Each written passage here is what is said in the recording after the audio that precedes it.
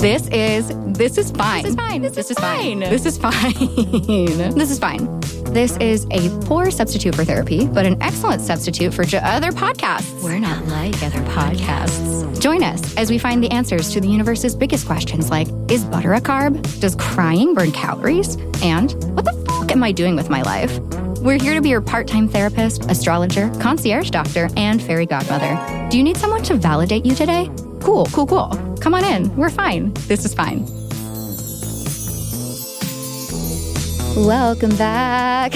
I'm sorry, I won't do that again. We're bringing you a special Valentine's episode today, and as you can tell, I am in an excellent mood. This is a day earlier than we usually post, but we are feeling the love and also feeling the like. That's what today's episode is about, the meaningful relationships we have that aren't based around romantic love.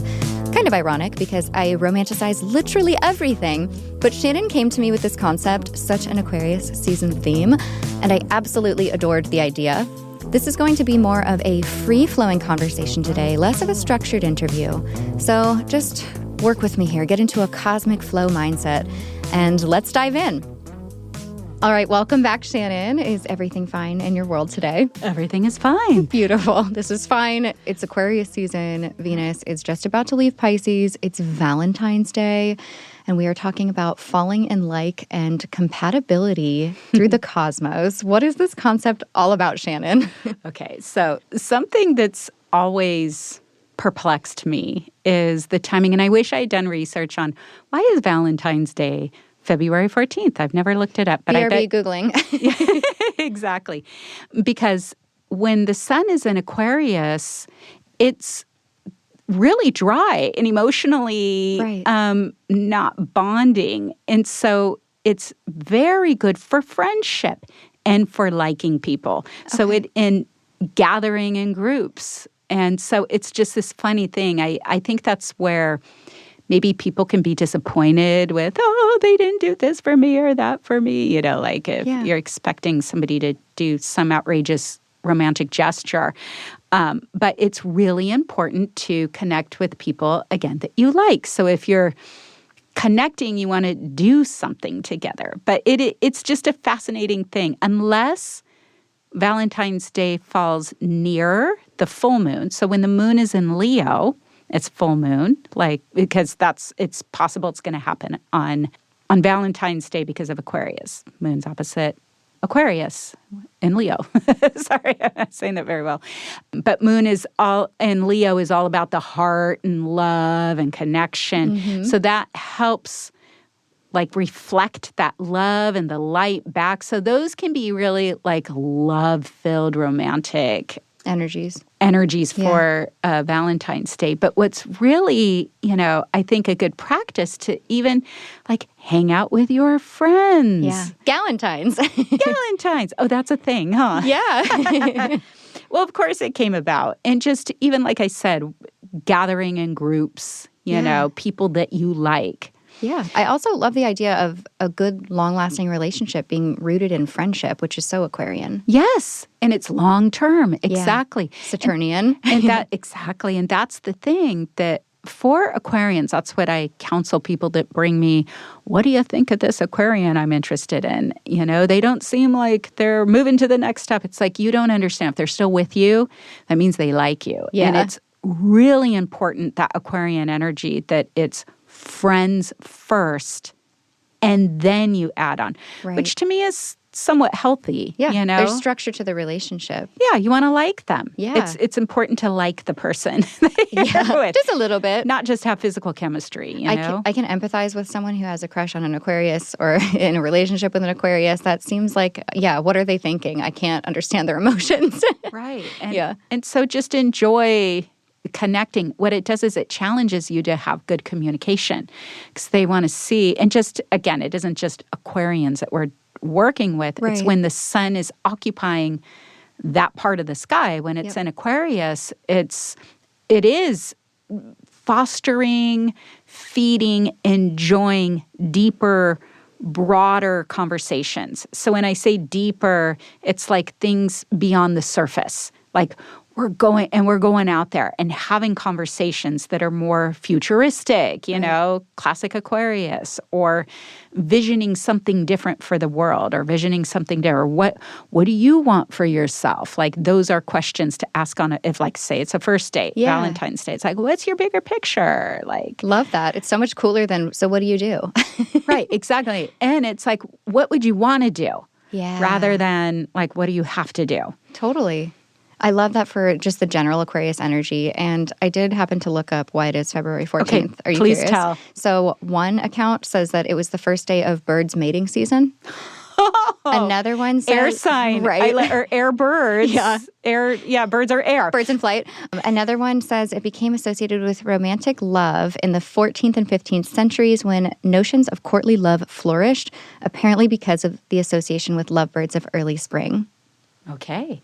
But then actually spring is when it's heating up and we're getting into air. Aries. Well, at least northern hemisphere. Yeah. You know, the Aries and warming up and, you know, attraction. That's when attraction is really starting. And actually the lovey falling in love and like even on a fantasy level is Pisces. Right. I almost thought like, oh, maybe it's because like when the sun's in Aquarius, it could mean that Venus is in Pisces, but that's not a guarantee every year. It's not a guarantee. Yeah. Yeah. So, no. And the sun's the primary, you know, is primary. But the birds, that helps my brain. Yeah. The birds and flight. Because it's their element. Yep. Making more birds. It really works well for birds. So Valentine's Day is actually Bird Day. Exactly. Okay, so on visit the aviary. Actually, that would be a super cute date. I don't know, unless you're afraid of birds, which I guess might be a thing. But that's funny. It reminds me of the butterfly place at the Wild Animal Park. I love that. Oh, so pretty. The flight. So romantic. But then if we are looking at like we'll just go through the general compatibility. Yeah, speaking of love and compatibility, friendship or romance or otherwise, just this is how we look at it through astrology. That's right.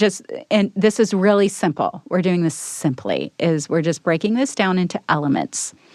Love elements. Elements tell us everything we need to know. It's that nature part of astrology as our teacher. And so in general, we think in terms of fire signs get along with themselves, Aries, Leo, Sagittarius. Air signs get along with themselves, Gemini, Libra, Aquarius. And fire and air signs get along with each other. So there's one tribe. There's half our zodiac you have to choose from, where it's going to be easy.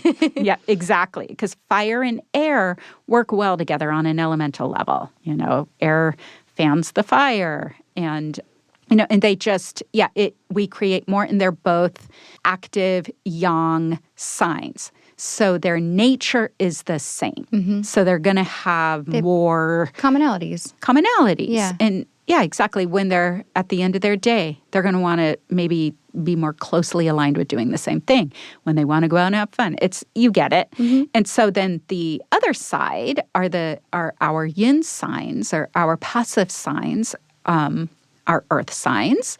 So earth signs get along with each other. Mm-hmm. We know those: Taurus, Virgo, and Capricorn. And then our water signs, they get along with each other. And by the way, in the astrological pantheon, they're trining, meaning that's like top tier get along, is when you're with your element. So water, Cancer, Scorpio, Pisces. And then our earth people and our water people all get along. And so same thing. We have earth and water that feed each other. Right. So the earth is dry. Water moistens it, makes it better. So you see how, like, even when we cross-pollinate here, whether it's fire and air or earth and water, one can make the other better. Yep. And same thing, it not only moistens the dry dirt, but it also, earth can create the vessel to hold the water in, because water just keeps floating until it has a container. So earth provides that for them.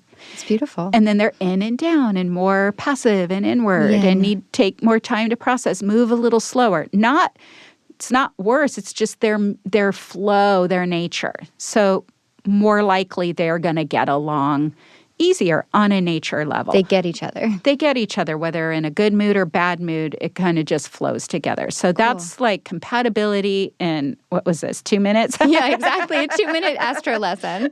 That's right. For someone listening who's like, oh no, I'm an Aries and I love a Virgo, like, what would you say to them? I would say don't let any of that hold you back. Like, okay. I'm a believer in all compatibility, in that we all come together, are attracted to somebody or something for some purpose or reason. So there's something to grow from, work out. But then the next level is, we're not just our sun sign. Yeah. We have a moon, an ascendant. We have all the other planets, our Venuses, our Mars, our Mercuries, how we communicate. So chances are there's one of those other parts in play where you are getting along. Yep, there's so much below the surface if you look at the full chart. And that's a more advanced lesson that cannot be taught in 2 minutes. No, but in general, when we're doing that compatibility, and the sun is just, it's where we hold our light. Yep. So it's kind of like, our soul self, SOL, SOUL, Love what you did like there. Our whole self, yeah. Love a good wordplay with that too.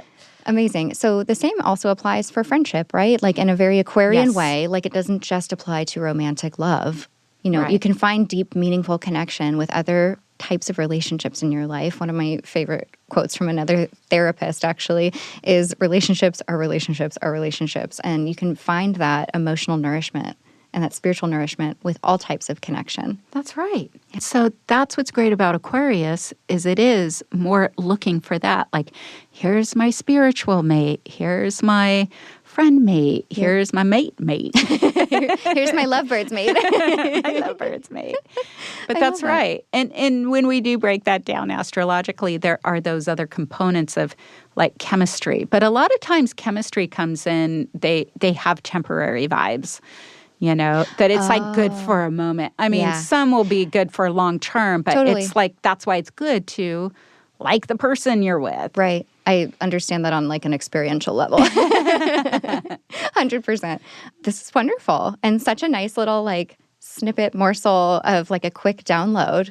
Little quick Valentine's Day download. Go snacking on a chocolate. Hang with the birds. Go bird watching. Yeah. Look to the sky. Enjoy the romance of the day and the friendship of the day. That's right. Thanks, Shannon. You're welcome. Happy Valentine's Day. Happy Valentine's Day. My gal friend. My Galentine. Okay, remember how we've been adding a segment to the end of the show lately? Our listener, John Stevens in Knoxville, Tennessee, suggested we call it This Is Mine. My favorite things, announcements, and updates. My little aside each week with what I want to share with you. These are a few of my favorite things. Thank you, John, for being so damn clever. I love that for us. This is mine. Today's This Is Mine is pretty low-key. I've just got a couple beverages you might like. I don't know what it is, but I really enjoy like an interesting beverage. I don't know, that just feels like the ultimate simple luxury to me. Up first is a cherry blossom green tea from Coffee Bean. If you don't have Coffee Bean near you, don't worry, because same, there's nothing really accessible around my little bubble in La Jolla. I order this tea from Amazon. It's just the coffee bean and tea leaf cherry blossom green tea. And I get their vanilla powder as well. So I make a vanilla cherry blossom green tea latte. So fucking extra. And I make this at home all the time. It is so lovely. It tastes like romance. And speaking of tasting like romance, every January and February, I get myself what I call a Valentine's coffee. I get an iced espresso at Starbucks with either some cream or cold foam, whichever does it for you. And I add a pump of raspberry, either on its own or raspberry with a pump of mocha sauce as well. It's like a raspberry truffle coffee. I know that sounds really weird, but you just have to trust me here. It's exquisite. Like I said in the In for 2023 bonus episode, the chocolate red fruit flavor combo is elite. This also applies to coffee. You gotta trust me. It's delish. It's so Valentine-y. I love. I'm wishing you a magical day of romance, self-love, cherry blossoms and cherubs, and all the sweetness life has to offer. We will most likely be out of office next week because Dan is taking a much-needed, well-deserved vacation to Hawaii. Mahalo. But we'll be back soon with an episode on the phenomenon known as the niche luxury hot girl. I am so excited to share that with you. Okay, that's all for now. I love you so much. A bientôt. Bye. Thanks for tuning in to this episode of This Is Fine. I've been your host, Dominique Michelle Astorino. We're based in San Diego, recording in studio at DLI Productions in Pacific Beach with Emmy Award-winning sound designer Dan De La Isla. This is a comedy and advice podcast, but for legal reasons, this entire podcast is a joke and none of it is medical advice. To download the transcript or learn more, visit thisisfinepodcast.com.